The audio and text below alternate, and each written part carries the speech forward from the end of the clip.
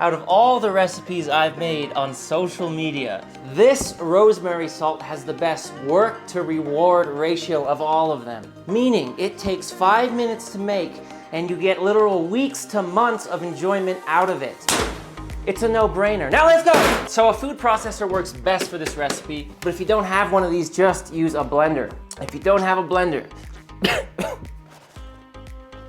that's fine, just use a knife, chop up the herbs and garlic really fine and mix it with the salt and get a blender. Salt-wise, I'm always going with kosher salt for this rosemary salt. I know people have tried this with other salts and had success, but I haven't myself, so I can't tell you. But if someone wants to chime in the comments, as so many people have made this, that would be awesome. The only other salt I've tried it with is Malden salt, and that's a finishing salt version of rosemary salt. Pour your salt straight in, so smashed garlic going in. All I had to do was smash that with the back of a knife and peel it out like that. All I can say here about the garlic is don't put like 12 cloves. I've seen so many people recreate rosemary salt, and one of the biggest mistakes I see is people just putting like 4 times the amount of garlic, because I get it, you love garlic, so do I, but it is one single cooking ingredient just like everything else in the culinary universe, and I feel that it shouldn't be overused. I said it, I love garlic. This is not me not liking garlic. Just don't put 12 cloves in a recipe. Sorry, that calls for 3. Because if you do that, what will happen is you'll end up with a really wet salt, and you can't use wet salt like salt because salt is dry and it shouldn't be wet.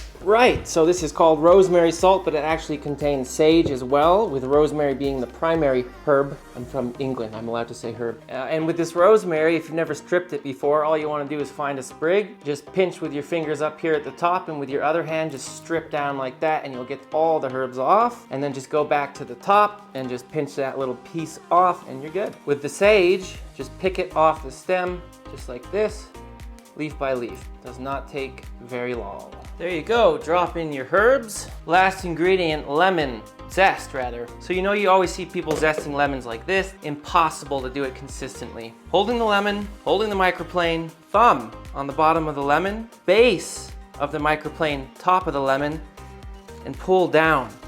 Working your way around the lemon, keeping your thumb on the bottom. Look at this. This looks like it was done by a machine right before your eyes. Bam.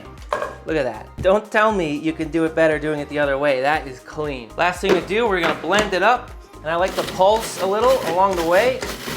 So just take a few breaks and just pulse like this.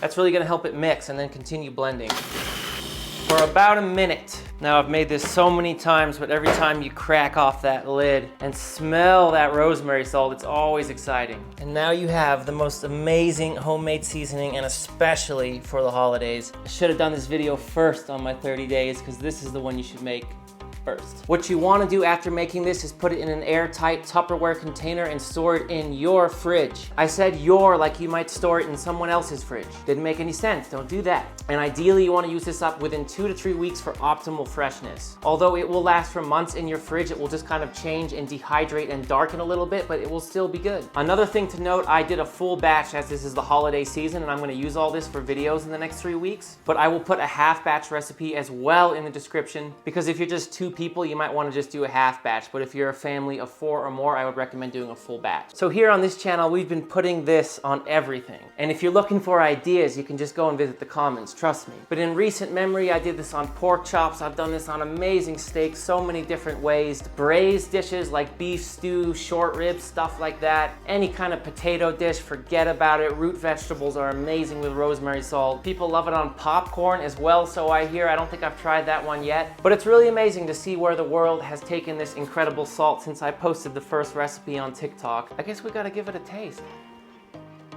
It's just punchy. Got a real kick to it too. I encourage you to make this recipe this weekend or early next week, and then you'll be locked and loaded and ready to go for the holidays. It's just gonna step up your game that much more. And until next time, my friends, you know I love you, and I'm out.